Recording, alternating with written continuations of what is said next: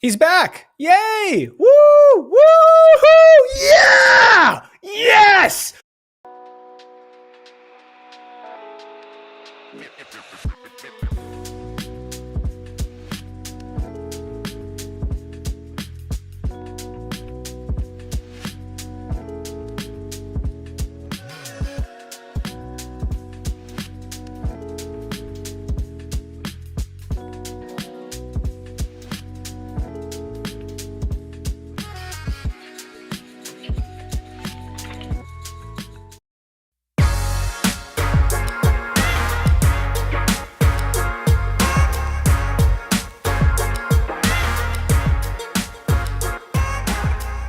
Happy Wednesday and welcome into the PHNX Sun Devils show, of course, presented by Branded Bills. Make sure you head to brandedbills.com and use that code BBPHNX for 15% off your first order. I'm Anthony Totri, joined as always by the passenger princess, I guess formerly known as the captain of this great ship for the last several days. And of course, the deli man is behind the Mac, making all of the magic happen. Hit that like button, hit the subscribe button, and drop a 5-star review wherever you get your podcast. JJB in the chat, Emily, Ben, Sharon, appreciate all the welcome wishes. Also appreciate the boys for holding down the fort the last several days. Some great content, great shows per usual. I saw the list of guests. You had Ralph, you had Brad.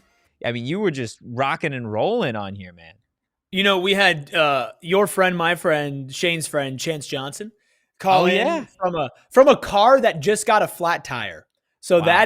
that is real life dedication there. Plus, we had Phil Mickelson respond to one of our show tweets.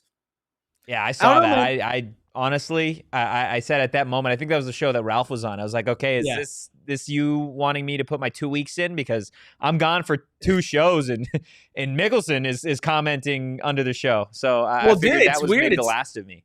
You're gone and, you know, the entire tight end room shows up in our chat. Phil Mickelson responds to our tweet. I mean, weird things happen, man. I don't know what to say. So what I'm hearing is everybody wants me to take another vacation. Go back to Cabo, Totri. Okay. That's I just want to make sure that that's exactly, you know, we're all on the same page when it comes to who's Mr. Vacation. But vacation is over, and so is the bye week for the Arizona State Sun Devils. I know you've talked already at length about that matchup against West Virginia. I do want to take a little bit of a deeper look as to how the two teams match up. We'll get to that. We will talk about maybe this best single question that I think has maybe been asked in the history of time. Of course, coming from Cam Scattaboo. We'll get to that at the tail end of today's show. Because JJB is here, we're going to be talking ASU hoops a little bit later as well. And then it is bowl season, or at least bowl season is right around the corner. And if it's not the Big 12 championship, where do the experts project the Sun Devils to be when bowl season rolls around? We'll get into it all. Rubus, I just want to know where you're feeling ahead of that Arizona State-West Virginia matchup. A few days away, back at home. Like, are the vibes high? Are they low? Do we got a blowout? Do we have a tight game? Like, just, what's your you want to know my jelly check? Yeah, you want to check in with my jelly check here. My jellies feel good. Feel good. I don't think West Virginia is going to roll over. It's like, you know, like an animal that's like cornered. Like they're going to fight. They're going to claw. Like you can't corner a mountaineer, man. They'll go feral. But I do think this will be a fun test. Obviously, if this team was fully healthy, it would be one of those you better win by 20 plus points type of games. But you're not. I'm excited to see how this team schemes off of a bye week and after a successful showing against Iowa State. But I've been looking forward to these last 3 weeks of the season, starting with this game for the entire season. I bet the team has a little bit in the back of their mind as well. I think you need to go out there and just dominate them. I think they're still fight back. They're still going to score. They're going to have chunk plays. This is a team that just beat, 2 weeks ago, the team that beat you. So you kind of have that in the back of your head too, where you can't sleep on them. I think this is going to be a fun game on Saturday for ASU fans. Yeah, Sharon in the chat says, I don't think it's going to be a blowout just based on how the season has gone, but I feel like we win. I think for me, I need a blowout. I need a win here. I need it, and I think this team needs it. Kenny said it, I believe, earlier in the week that this team has been really good at responding to failure. And we've seen them respond to failure, right? This team hasn't lost back-to-back games since that 2023 season. You lose your starting quarterback for the year. How do you come out and respond? You get a big win at Iowa State with Jeff Sims. But this team hasn't been great at responding to success. We've seen them enter the top 25 a number of times, and without fail, they drop. They underperform once they get the number next to their name, whether that be the number or just maybe they're riding high off the wins. And I get last week you had the bye week, so it's not necessarily responding to what happened over the last 7 days. But this is an opportunity for this team to respond to success. I think this is big for the coaches and the program in general, just to be like, you know what, we are trying to get past the narrative that once Arizona State is good, once Arizona State is relevant, well, seemingly they trip over themselves and they fall over. This is easily the easiest 3-game stretch that you have had since the start of the year when you played NAU, Mississippi State, and Texas State. It is easier than that stretch. I think Mississippi State is probably the best team of the 6 through those 6 games that we're talking about. I get NAU and Texas State aren't really anything. They haven't been much of the year, and those other teams are Power 4 teams. But at the end of the day, you should absolutely go back to Mountain America Stadium without fail, regardless of not having Sam Leavitt, regardless of not having Jordan Tyson. Kenny Dillingham confirmed that today, that Jordan Tyson will be out against West Virginia. Regardless of not having those 2 players, you should absolutely go back home and take care of business. There is no excuse for the Arizona State Sun Devils not to start this 3-game stretch with a win. Yeah, this isn't a good West Virginia team. It's just not. And throughout all the injuries, throughout every, adversity that this team has faced, this is still a much, much, much, much, much, much better team than this West Virginia team because they've also hit their own adversity. I talked about it with Ralph yesterday. They're on their 16th quarterback and their 15th running back, right? This is a team that has had their own injuries. This is a team that has hit their own, difficulties and problems so far this season and are already worse than you. So with just how good this defense has been playing alone, you should go out there and you should win this game. This team beat Colorado by 7 points, okay? I know they beat Houston on the road, and one of the keys that Ralph and I talked about was don't let West Virginia get ahead because Houston kind of has to play a similar way to ASU does with Jeff Sims, where their strength isn't necessarily throwing the ball a ton with their quarterback. Obviously, it'll be the same with Jeff Sims, even though he had a nice performance throwing the ball against Iowa State. Don't let West Virginia get a little momentum. Don't let them get out ahead. At home, get out early, get these fans involved at 11 a.m. And I don't see a way where West Virginia has the juice to be able to mount a double-digit comeback in this game with the way this Arizona State defense has been playing. You have to imagine the team understands what's ahead of them in these 3 weeks where, sure, these are 3 teams that are your weakest that you've played in the Big 12, and maybe the only one that might have a conversation that's not that is your rival, which you can never sleep for. Yeah. But you also understand that in order to get a good bowl game, and have maybe a chance of getting back to Dallas, which has always been the goal this season, you got to win all 3, right? And you got to win all 3 convincingly if you want to find a way to really get a little bit of national respect, which isn't probably in their minds, but would still help when it comes to selecting a bowl game. So I think that they understand what's in front of them. I think they understand that these are teams that they should beat, even without Leavitt, even without Tyson this weekend, and it shouldn't be close. But like Sharon said, Totri, the numbers have told us a lot of stuff so far this season, and you go into Saturday, and sometimes they're supposed to lose and they win, and sometimes they're supposed to win and they lose. We'll see what happens when they actually show up and play on Saturday. Yeah, 1,000%. I think you bring up a the most interesting matchup here. If we were looking at this game 3 weeks ago, then we're all saying Arizona State should pummel West Virginia. It shouldn't even be close. Jeff Sims, correct. Sam Leavitt, doesn't matter who's playing quarterback because West Virginia had been that putrid offensively, defensively up to that point in the season. And then they upset Houston. They score 45 points in that game. And all of a sudden, everybody's turning around okay, is West Virginia slowly going to make a run? Are they better than people think? Are they hitting their stride? So I think when we talk about this Arizona State game, it's I understand why Arizona State fans maybe are a little bit like not as eager to talk about a blowout, because this is an Arizona State team that got worked by Houston. And then Houston just lost by 10 points a couple weeks back to this West Virginia team. So I think you have to look at that game more so to kind of understand where Arizona State can't necessarily go wrong in this game. And I think you bring up a great point that I think, given the way that ASU's defense has played to this point in the season, especially this last month, that I don't think there are a ton of concerns for what West Virginia offensively is going to throw at this ASU defense. I know I'm very confident. I don't want to speak for you or for the Dillingham, but I feel like you guys are probably pretty confident looking at this ASU defense going against the West Virginia offense.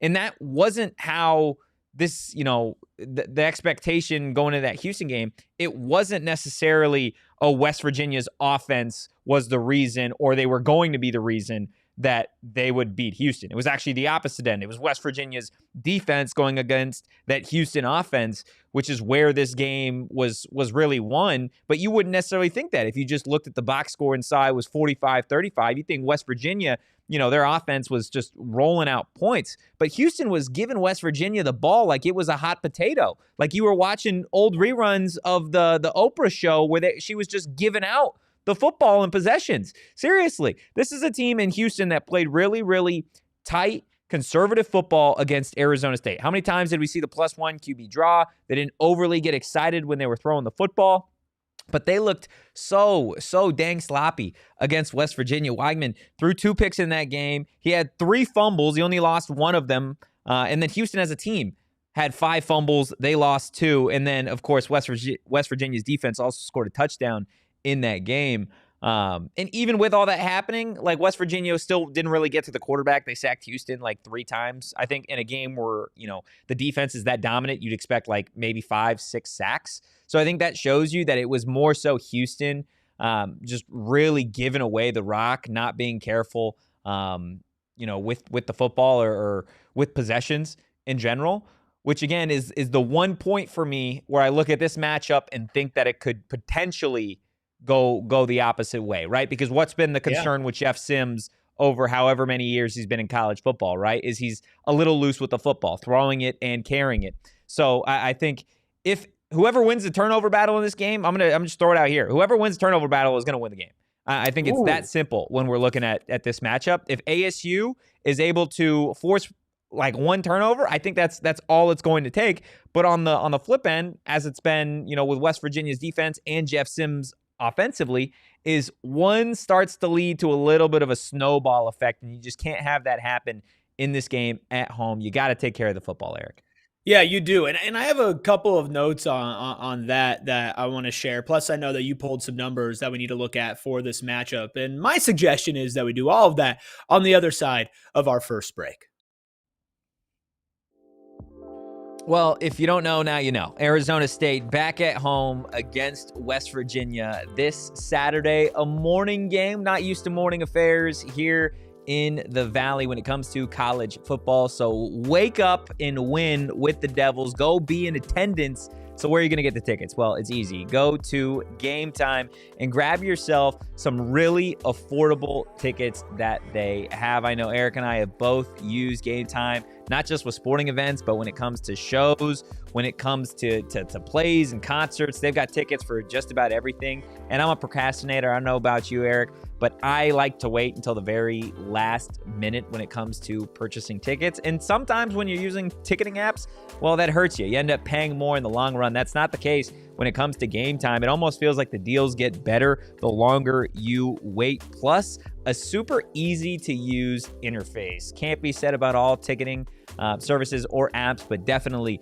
when it comes to Game Time. Take the guesswork out of buying college football tickets with Game Time. Download the Game Time app, create an account, and use code PHNX for $20 off your first purchase. Terms apply. Again, create an account, redeem code PHNX for $20 off. Tap, ticket, go. Download the Game Time app today.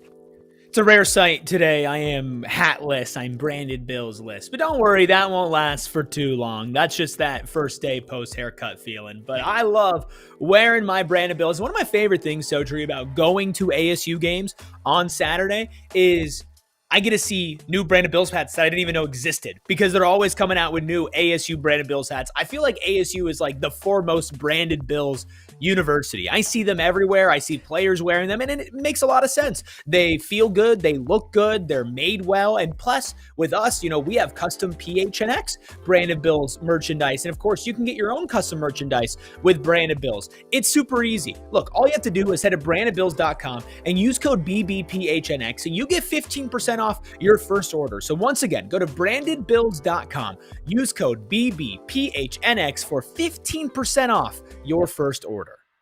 I see we have a lot of supporters from the supporters club in the chat. I also see we've got a couple of PHNX diehards as well. No better time than now to sign up to become a PHNX diehard. You're going to get great exclusive content. You're going to get a free shirt. You're getting 20% off merch, 20% off events, and there is going to be plenty of them. With the Suns already having, somewhat of a hot start to the season. I don't want to jinx it. We're so back. Totri. They're back. Totri, That's all we can say. That's all we can say. We're so immensely back. ASU basketball's back. Suns are back. Life is good. Scan that little QR code on your screen again and sign up to become a PHNX diehard. Also, head to gophnx.com and prove your fanhood by becoming a PHNX diehard today. Hit that like button, hit the subscribe button, and drop a 5-star review. Wherever you get your podcast, I see a lot of Sims emojis hopping up in the chat, along with the dillies and the forks up. If you are a part of the supporters club, throw up your favorite emoji that you guys currently have access to. And if you're somebody that doesn't have access to the exclusive emojis right now, super easy fix. Just sign up for the supporters club. It's like $5 a month, about the equivalent of a cup of coffee, and you're going to get access to those super cool emojis, some exclusive content as well. I'm seeing a lot of the Kennys in there as well. I know you already addressed it. I think there was a whole show around it. It might have been the one that Phil had commented on, talking about Dilly and him not going anywhere, and just throwing it out there again. Dilly ain't going anywhere. He's an Arizona State Sun Devil for the extended future. Yeah, and that's something that we've both been preaching for a long time. I'd put my kidney on it. The conversation with Ralph was a lot about, like, what does ASU have to do to keep him happy for the long term, right? Because look, I don't think Kenny really wants to go anywhere, but also ASU needs to keep a young, up and coming and hungry coach happy. So that's kind of an evergreen conversation you can check out from last week. But Totri, from last segment, what you brought up about the turnovers, I think maybe the most interesting point talking about this game on Saturday specifically is the 3 turnovers that Jeff Sims, had didn't really feel like they were Jeff Sims' fault, right? One of them was a deep passing play that shouldn't have been called in the first place. And then the other 2 fumbles that he had were perfect hits from Iowa State. Like, some of the best placed hits we've seen on a team playing Arizona State so far this year, to the point where it's like, I think maybe one of them was not as good as the other. And it's like, okay, Jeff, you probably should have held on to that one. But I'm curious, as in, is the turnover problem still going to be a problem for Sims if, this West Virginia defense doesn't place as good a hits on him, and maybe there's not that play call at the end? Like, to me, it didn't feel like Sims was making a lot of mistakes, right? And so I think that's probably the number one thing that, like you mentioned, turnovers could determine this game.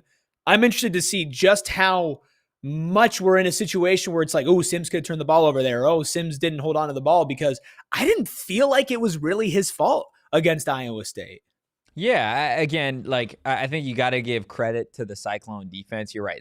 A couple of those punch outs were perfection. But I think more so for me is there is a little bit of a mental aspect to it, whether someone wants to acknowledge it or not. If you're somebody that has turnover problems, right, or you are known to be loose with the football, the defenses know that.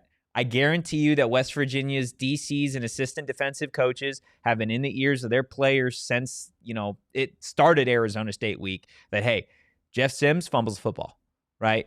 Punching it out, anything you could do to get a paw on that football, that team is going to be doing, and every team is going to be doing that. They play Jeff Sims just based off of, his turnover history, which tells you that he does put the football on the ground more often than, you would like a starting quarterback to do. So I think more so in that game, yes, you give credit to Iowa State, but there is, I think, in the back of your head, you're like, okay, does that kind of snowball the way that we saw it snowball for Connor Wegman in that Houston, West Virginia game, right? Because Connor Weigman's not somebody that you would expect to turn the football over as often as he did, but he put the football in harm's way, 5+ times in that game. Now, not everyone went against Houston, but a number of them did, and it cost them the game. So I think if you're Jeff Sims going into this game, it should always be two hands on the football when you're taking off. And if that means you have to slide earlier than you'd like or get out of bounds, whatever you got to do in this game to take care of the football, do. I don't think you need to put – I think I'll put it like this. There are games and matchups where you need to take chances, where you know that either – you're an underdog and the team across from you is better coached, they got better players, whatever. Maybe they're healthier than you are, and you have to take creative chances, or you got to take deep shots, or you got to draw something up to try and spark something, to try and get an explosive play. I think West Virginia is so bad that I don't think you need to do any of those things. I think if you do what you did against Iowa State with a couple wrinkles, I think you win this football game, and I think you win it by 14+. I don't think it's going to be that difficult to beat this West Virginia team. I think all week long you're going to hear, well, it's hard to win in college football, X, Y, and Z. But like you said, this is a team in West Virginia that beat Colorado by 7 points and only put up 29 points. Now, I know in the grand scheme of college football, you'd say almost 30 points against a Power 4 team. That's solid. Well, now when you look at what Colorado defensively has done the last 2 weeks prior to West Virginia, giving up over 100 points in a 2-game span, you should have an expectation that you're going to score points in this game, and it is not going to take a Herculean effort from anybody, in my mind, to get the job done. What it is going to take is literally just sound, smart football. It sounds cliche, but I really think it is going to be that easy, and that's not just me saying it. This is what the numbers have to say. Offensively, this is how Arizona State and West Virginia stack up against each other, just in terms of how they rank offensively in the Big 12, in terms of total yards. ASU 7th, which is actually a little surprising for me. West Virginia at 14th, near the bottom of the conference. Through the air, Arizona State sitting at number 10, West Virginia 15th, only one team worse than them when it comes to throwing the football in the conference. On the ground, ASU a top 5 rushing attack in the conference. West Virginia sitting at number 7, and then in terms of points scored, neither one of these teams has been great when it comes to scoring points. ASU sitting at 13, West Virginia sitting at 14. Any of those offensive numbers stand out to you, Erik, just in terms of maybe where this game could be won or lost on that side of the football for the Sun Devils? Yeah, it's the final two, rushing yards and points scored. This is a game that if either team, I think, gets up by a significant amount of points, it's over. Because especially with the lack of passing attack for both of these quarterbacks and the lack of, I guess, points that are put up on the board consistently from either of these teams, we saw, West Virginia beat Houston because they went up early. They were up 14-0 early, and then Houston didn't know what hit them, and that was it, right? Houston scored a bunch of points after that, but it wasn't enough to overcome what West Virginia had already done and gotten in a rhythm. For ASU, I think they should win this game. I think they should win this game handedly. But if West Virginia finds themselves up early, like Houston did the last time that you played a home game, well, that's going to put this team in a precarious position considering their problems scoring and their problems throwing the ball. So this game is going to see a lot of rushing yards. It's going to see a lot of physical football, and an early lead is paramount for ASU, not just to win, but to get the result that you and I both at this point still expect, which is a pretty significant win. So this West Virginia team has an identity, right? There are a lot of bad teams that don't have identities. Like Colorado doesn't have an identity, right? West Virginia does. West Virginia knows what they do well, even if they're still not the best at it. They're going to run the football. They're going to try to grind this game out, and they're going to try to get to an early lead and hold on to it for dear life. As Arizona State, you need to avoid that. Get an early 3 and out, march down the field, get up early. Their biggest wins of the season so far, Texas Tech, Iowa State. These are games that they got up early and they were able to play with the lead. Obviously, West Virginia is a way worse team than either of those, but I still think that game plan and that recipe is prevalent when it comes to winning on Saturday. Yeah, I think for me, it's got to be the total yards, and then also, like you said, the points scored. there's not really a reason that you should be sitting at number 7 in this conference in terms of like marching up and down the field and total yards accumulated. Yet you're only sitting at 13 out of 16 when it comes to points scored. You should be somewhere equal to where you are in terms of total yards accumulated, meaning you're going up and down the field. And what are you doing? Well, you're scoring points. We know that when this team does get into the red zone, they have struggled mightily all year long to capitalize on being in that, that margin of the field.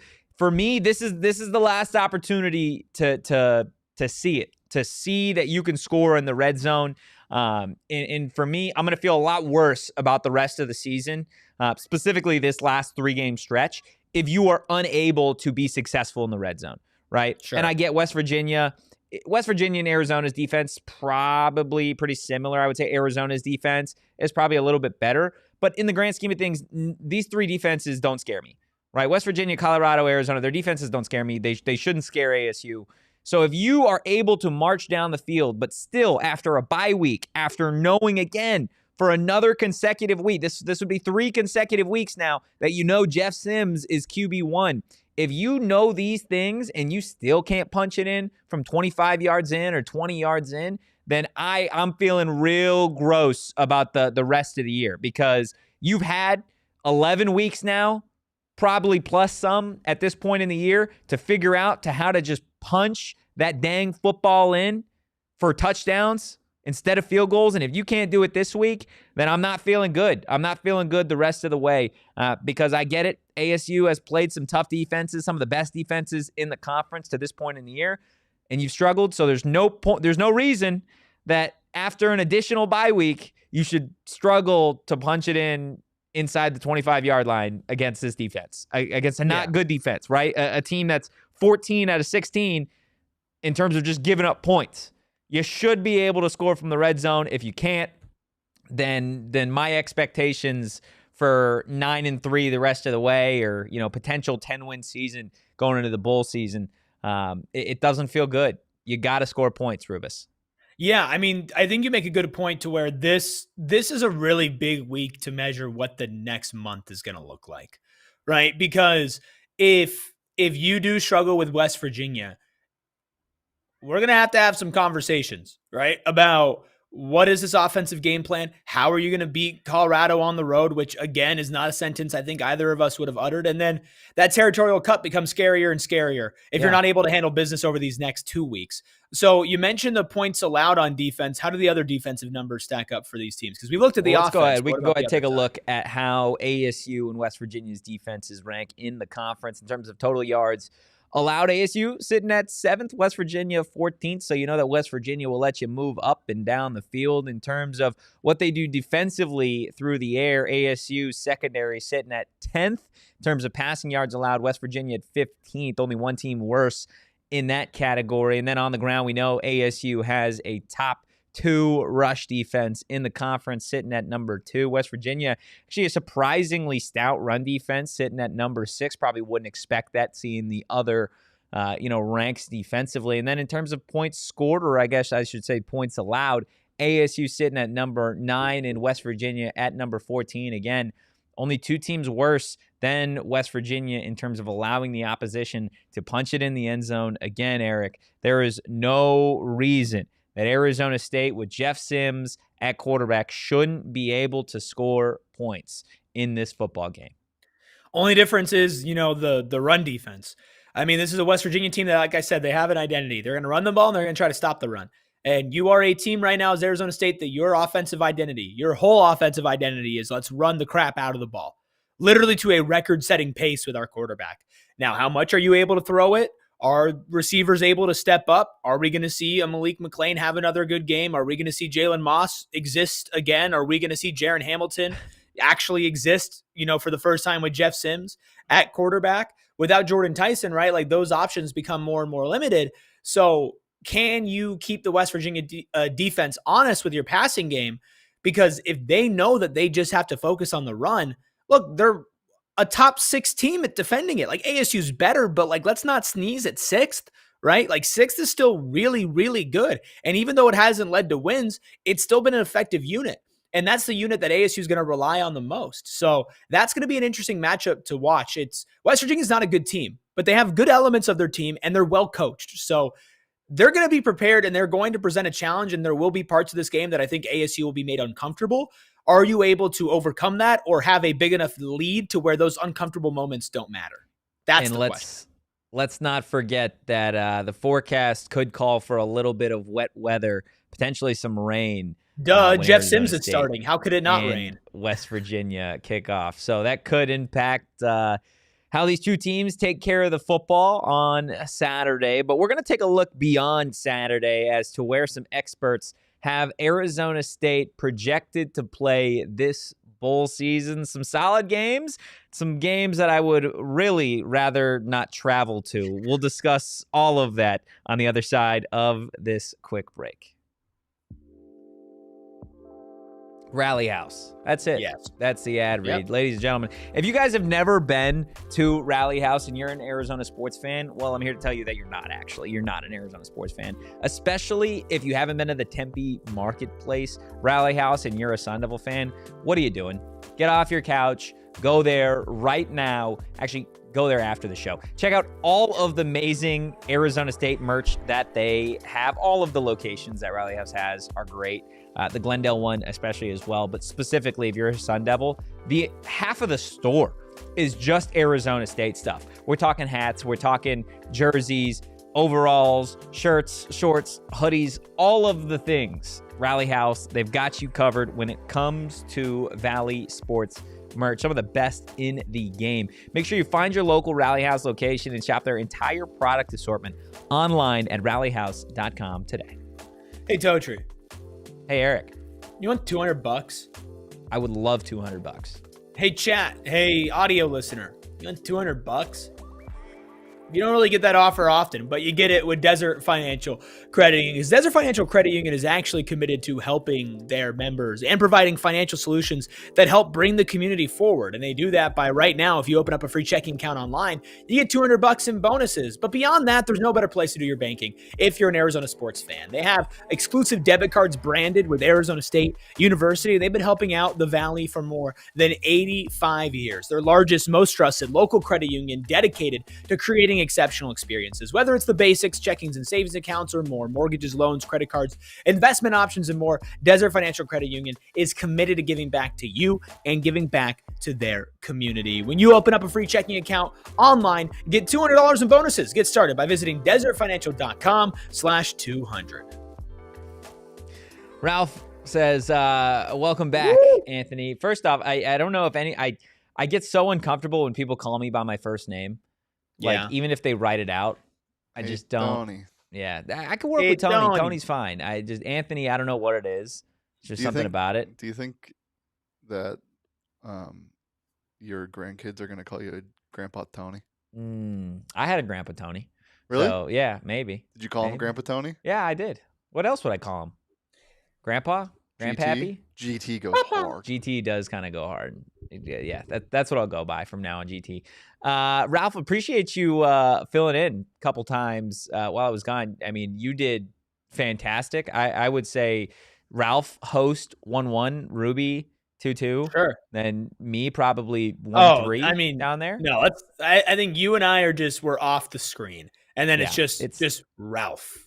This is Ralph's show now. He is the captain. He is the captain now. Hit that like button, hit the subscribe button, drop a 5-star review wherever you get your podcasts.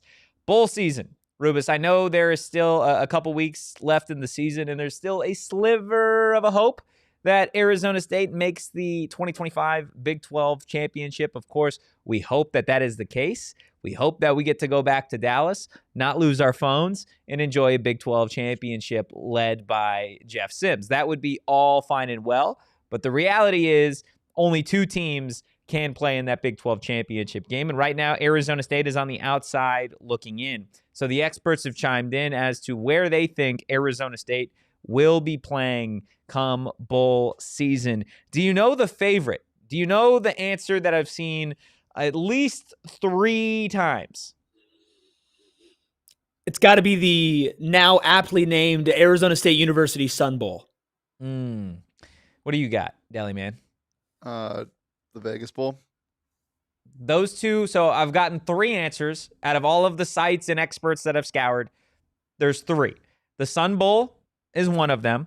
The Sun Bowl, ESPN's Mark Schlabach. Did I nail that? Maybe not. No, Probably Slavic? not. But I don't know. One of the two. If they don't know the difference between ASU and U of A, I guess that's fair. Really Mark, matter. ESPN's Mark. They have ASU against SMU in the Sun Bowl. And then there is The Athletic, also has ASU playing SMU in the Sun Bowl. SI has the Vegas Bowl versus Nebraska. So you'd get the Jeff Sims game in Vegas. That could be potential fun storylines. But a couple that I've seen, one from a sports book that will not be named, another one from ESPN, has the Holiday Bowl, where ASU is projected to play Wake Forest. Ew. Where's that game again? San Diego. That's what I thought. Yeah. Snapdragon Stadium in San Diego. Well, that's not bleh. San Diego. That is, if I'm going by those 3 games, send me to San Diego. That's where I want to go. It's the worst game, but it's the best Snapdragon location. Stadium. I want the Holiday Bowl, or I'll take the LA Bowl too. No, there's nothing better than Las Vegas around Christmas. Come on, guys. I would be fine doing.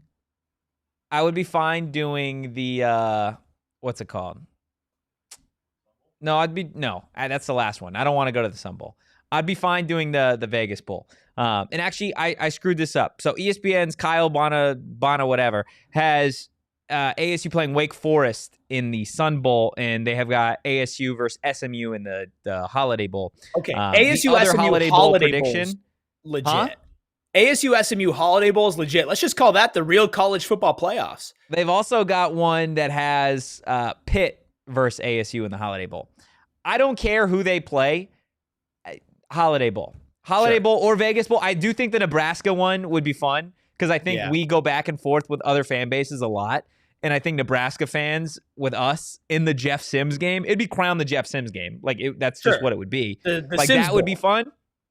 Whatever you do, I refuse. I refuse to go to El Paso to watch ASU Wake Forest in a bowl game. I just won't do it. I refuse. I have a feeling you will. No, I refuse. Is there any bowl game that I didn't list? Again, these are what the so-called experts have, at least with a few games left in the regular season. So there's still a lot of room to go up and down, honestly, if you are Arizona State or any of these other teams.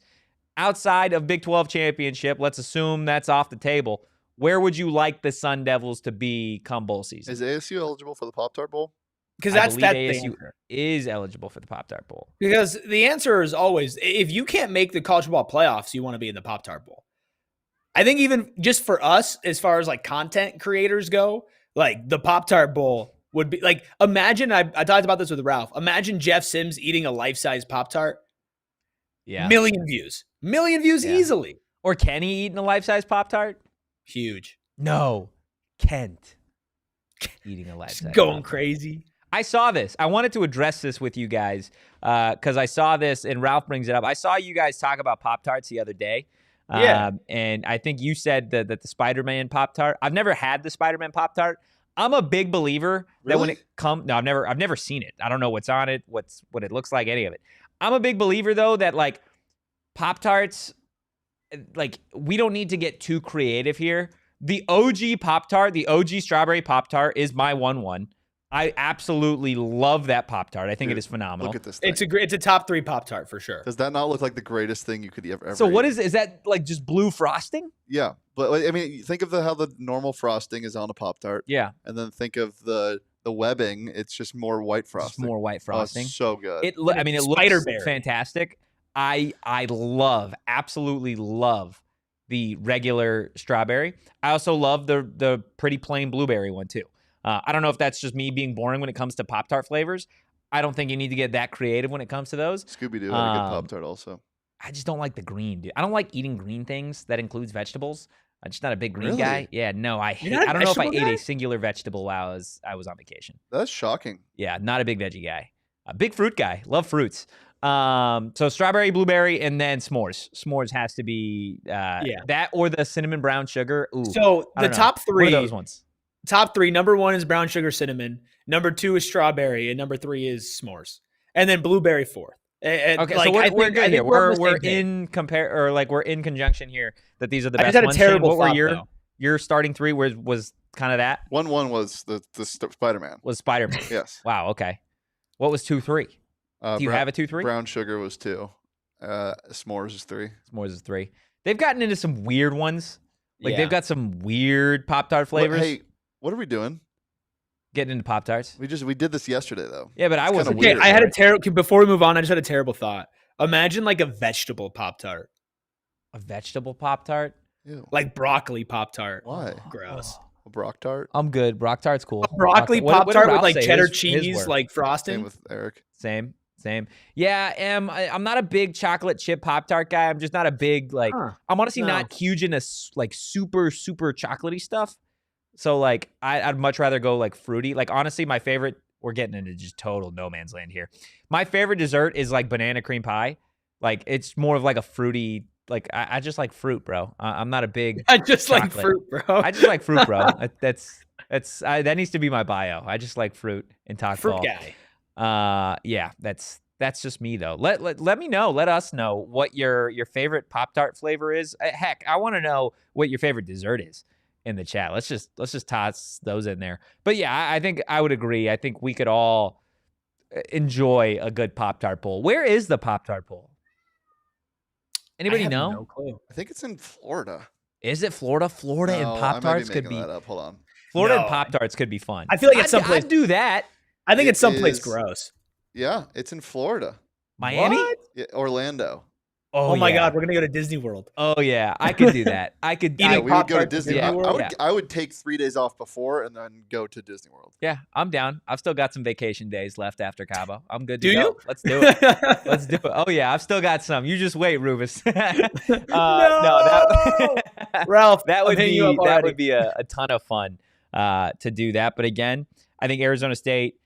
You need these next 3 if you again want to kind of climb the ranks when it comes to these bowl games. Lord help me, whatever God you guys pray to, just pray that it is not the Sun Bowl for Arizona State. I do not want to go to El Paso. Come on, man. I think we'd have a really good time. I already have been to. So have I. I don't want to go again. Yeah, no. It's just not a desirable Totri, place. Here's the thing. In a vacuum, don't want to go again. Yeah. Would love to go with you. Wouldn't that be fun? That kind of hurts. Yeah. That kind of hurts a little bit. That was a royal you. Yeah, it's all of us. That was a royal It's a you. team. It's a team effort. Because you've never You said, Totri, I'd like to go with you. I'm talking about both of you. but it was also in that you would be experiencing it for the first time. You love it. You'd be. Dude, as a little kid, I dreamed about going to El Paso to go to the Sun Bowl, staring at the lights of Juarez. Yeah, you're perfect. Yeah. Wes Beasy says just no Alamo. You don't want to do the Alamo Bowl? I'd much rather go to San Antonio than El Paso. San Antonio rips. It does rip. Yeah. River Rock, dude. Maybe catch a Wemby game. The Rainforest Cafe on the River Rock. Oh yeah, I could do that too. Send me anywhere in the country for a bowl game except El Paso, Texas. That's it. That's the one place I just don't feel like going in December, man. We'd have fun. We would have fun. That was a royal we, Erik. I hope so, man. I hope so. Hit the like button, hit the subscribe button, drop 5-star review wherever you get your podcast. We still get to talk about ASU hoops, and then of course the best question on the face of the planet, brought to you by Cam Scadaboo. Both of those things on the other side of our final break. Rubus, you know what we get this weekend? Let me guess. UFC. We do. We get a great UFC card, which means I'm going to be posted up on my couch indulging in pure edibles. I've told you guys now for like the last 8 months that if you want to like just have the greatest experience of all time watching sports and doing nothing, well, you could take it up a notch when you guys have pure edibles. They're gummies that don't taste like weed, which for me is perfect because I don't like gummies that taste like weed. They taste like candy. And that's because Pure is a full-fledged candy company offering gummies. They've got Kicks, which are their version of Starburst. Who doesn't like Starburst? They got Chews, soft candies like caramel. And then for everybody in the nursing homes, they've got the hard candies as well. If you're somebody that wants to enjoy the uplifting effects of Pure, well, you could try out their gummies. Or maybe you're somebody that has trouble sleeping like Rubus. Well, you guys can indulge in the sleep support gummies as well. Make sure you go find yourself some Pure Edibles products from one of the over 130 dispensaries across Arizona. Listen, you might not need this number until you need it, or maybe somebody you know. If you get into a serious accident and suffer a serious injury, you got to call the husband and wife law team first. 602-783-8841. Write it down, 602-783-8841, or visit husbandandwifelawteam.com. Because if that does happen to you or someone that you love, you want to make sure they call the right people. And you can access your attorney at the husband and wife law team at all time. They have certified specialists, which less than 1% of all the lawyers in Arizona are specialists in injury and wrongful death litigation, and they're 100% dedicated to injury and wrongful death. Plus, they actually go to trial. From the day the firm opened, they've been dedicated to you and dedicating to guiding people through the hardest times in their life. And they'll make you promises. You can't guarantee an outcome of a case, but they guarantee that you can cancel their fee agreement at any time. You can receive it at least as much in your pocket as they receive for their fee, and you can speak with one of their lawyers as often as you choose. So if you've had a serious injury, call the husband and wife law team first at 602-783-8841, or visit their website at husbandandwifelawteam.com. Do that. Also, hit the like button, hit the subscribe button, drop a 5-star review, and tune in to ASU Hoops on Friday. Wow. I got a question. Is this team kind of fun? Yep. Dunn had been saying. God. Yeah. Is that exciting? So here we go. Here, I'll just write it off. Bryce Ford is my king. Okay. Toledo Rocket, lefty shooter from Scottsdale. Okay, boom. I'm here for this. Masamba Diop is going to go top 10 in the NBA draft. Over Koa Pete. And Jaden Quaintance. Yep. And Joe Sonsana. What? I mean, screw it. 1 overall? No. Boozer twins are going 1, 2. And then we got, let's see. I mean, it's Mukeba. Santiago Trué made me so mad in game 1, and then he got a double-double in game 2. So now I Did you like see the post game with Mo Odom talking about that? Yeah. Where he told him afterward, or he told him before the game, that he would buy him like lunch or something if he got a double. He's like, I feed my big men. I don't know why, but that for me, I was like, okay, I like that. Dude, I like a point guard who is like that with his team. Mo Odom rocks for sure. Yeah, he does rock. Mo Odom is awesome. I'm just a little concerned about when they get to Big 12 play because of the physicality. Yeah, but we can cross that bridge when we get there. They still haven't gotten anything from a couple of their high scoring transfers. Yeah, how's Piggy doing? Pig's been awesome. Pig's been awesome. But Adante Hallman and Marcus Adams haven't really had to do anything yet. You're still missing our GOAT, Noah Musin. Did I get that right, JJB? He's our GOAT? Yeah. The Belgian butler. Wow. Oh, hey, the Belgian JJ, butler. JJ. Wow. Did I just do something? I think I just did something. Oh, my goodness. So, and you got a 7-1 freshman sitting on the bench, just hanging out. Gonzaga.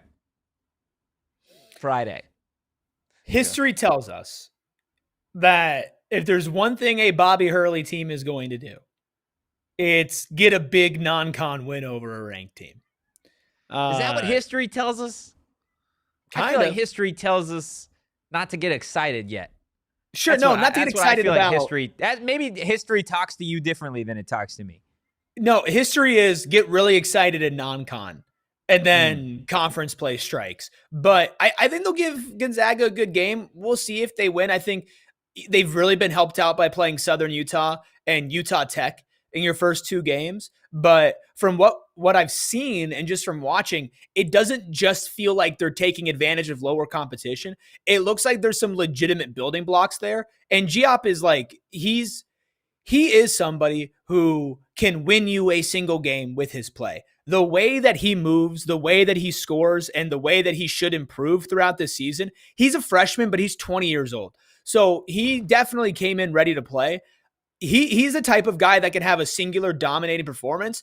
And I think one of the main things that Bobby said is that this group is coachable and this group is fun. And I think that was a little bit of a shot, a bit of a shot maybe, to last year's team. So if you have these good vibes, and I think you have some pretty talented players, I'm not saying they're going to be a top of the Big 12 team, but I'm certainly interested to see like how do they play against good competition. I think Friday night, late tip against Gonzaga is going to be a really, really good test for them. Yeah, definitely a test. Chris says Bobby has a different team. Chris convincing me that Totri, it's a new season. I know it's a new season, but I've done this rodeo a million times, and I still fall off the bowl every single time. Wes Beasy says no hat Rubis just kind of feels a little off. Are we getting hat again tomorrow, or are we rocking the cut? I'm cool either way. I just want to make sure everybody watching if we're gonna get another no hat performance, it'll probably be on Saturday. Gotcha. Wow, game day. I mean, that's I don't know if we like that. Do we like no hat Rubis on game day? I've literally Sharon, don't wear a hat to the majority go of back the into the files and find what ASU's record is with no hat Ruby. Yeah, we need to know what the record is. No hat Rubis. I don't know why I assigned that to Sharon, but Sharon, that's your job now. The mother of the chat, for sure. So all of this considered, Max says can't even concentrate looking at Totri's well-pampered mustache. I appreciate that, Max. Still the second best mustache on this program. Of course, Deliman always has 1-1 here. What are the expectations then? With all these things considered about the new team, how they played thus far. Again, not impressive victories, right? I don't think you can have impressive victories unless you win by like 50 against the opponents that you just played. But still, dubs nonetheless. You've got a familiar foe on the opposite end, Ace Wolf. Plays for Gonzaga, so that could be an interesting part to the matchup, and an interesting wrinkle. What would be a surprise on the positive side for you guys for this matchup on Friday, and what would be a surprise in a negative way in this matchup on Friday? I think positive is if they win, or that's like a close single-digit game. I think a negative is any sort of like blowout. You asked the expectations for this team. I think the beauty is there aren't any.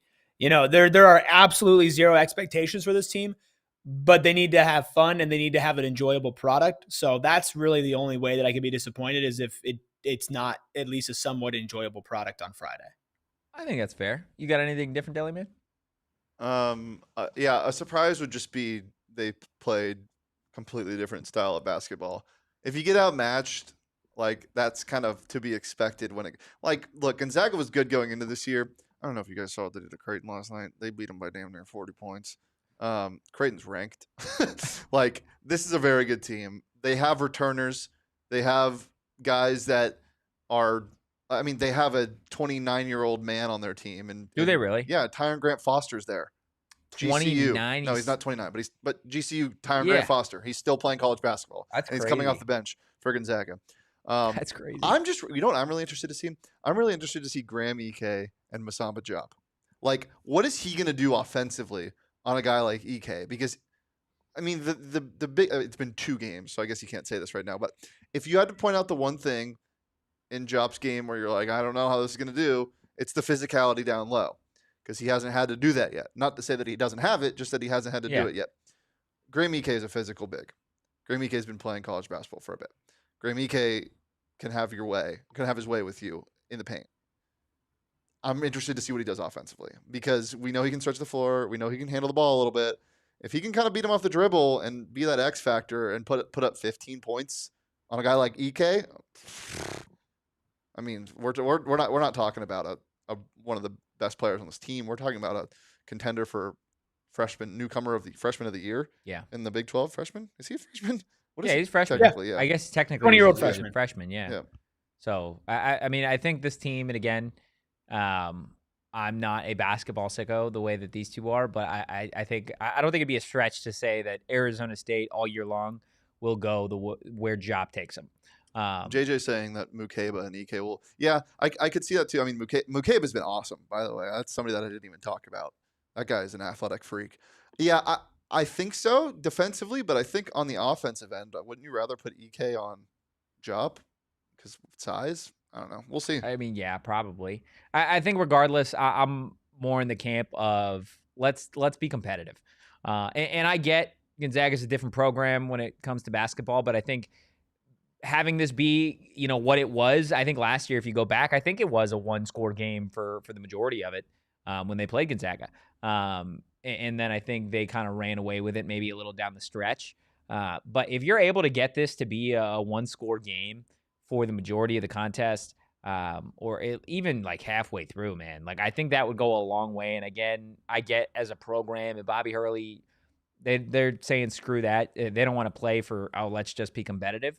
But at the end of the day, I think that would go a long way with the fan base going into, the back half or the rest of the stretch of non-con before you get into what's going to be, we thought football had a gauntlet. Wait till you see what ASU men's basketball has got this season, right? So I think that would go a long way just in terms of, where this program can be here in the 2025 season. But we'll see. We'll find out Friday night, 9 p.m. tip, straight into an early game for ASU football. If you're a Sun Devil sicko, get ready for one hell of a 48-hour stretch when it comes to Arizona State athletics. Now, we talked ASU football, we talked ASU basketball, we talked Pop-Tarts, and now I want to let Cam Scadaboo ask the single greatest question that I think I have seen in 2025. And how could it not come from Arizona State legend Cam Scadaboo on a stream? Like, are we serious? This is. Go ahead. I feel like this is overtime material right here. Are we in overtime? Are we in OT? Yeah, sure. Let's do it. Overtime. Okay.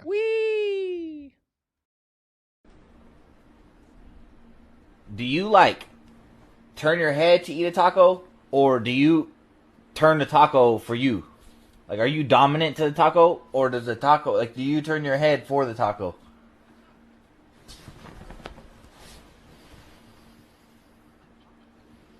It's about the dominance of the taco, though. Like, if you're turning the taco, you're dominating the taco. I'm trying to figure it out in my mind. The dominant? I'm like a 50-50. I'm like at a 45-degree angle each. Let me see what you got here. It's a little taco turn. I'm not doing that on camera. It's a little taco turn. What are you talking about? Okay. So it's use like your phone as a taco. Okay, it's like a little taco turn and then like a little head turn. Right? So little head tilt. I'm not doing like a 90. I'm not doing this. Right.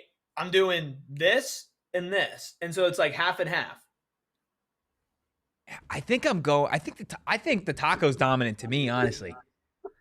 I'm a bottom when it comes to eating tacos, dude. I think legit. I think it's just full head turn. Really? You turn your head fully? I think so. That's I think I go like hell. this. I think if I'm remembering correctly, and I ate tacos recently. You can't fully turn your head, or you can't fully turn the taco because then it spills. Yeah. So yeah, the correct way. What's is to like do half a like this? Yeah, the correct way is to do a combo. I don't like not tilt. I think I do a pretty full head tilt, to be honest with you. You're a freak. Like I come at it at like this angle, man. Full head turn. So you guys are dominant to the taco. Whoa, Banshidi says. I thought he said I think forks should be a part of the taco eating experience, but he said he doesn't. Okay, I was about to say that's a conversation. Yeah, that is a hot take. But he's the other way. So are you? It's a half and half. There's no such thing. Yes, there is. You can't be one foot in, 1 foot out. Pigeon says tilt the taco. Yeah, Aaron says you got to tilt. Wait, you got to tilt the taco?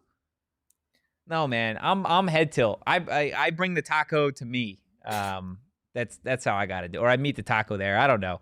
Look, guys, that's going to do it for today's episode of the PHNX Sun Devils show. We're back, ladies and gentlemen, to your regular scheduled programming.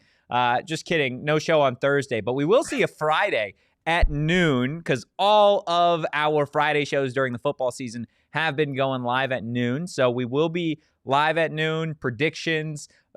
We've got the position battles. We've got all sorts of stuff. We'll take a look at the rest of the Big 12 slate. So make sure you are there Friday at noon.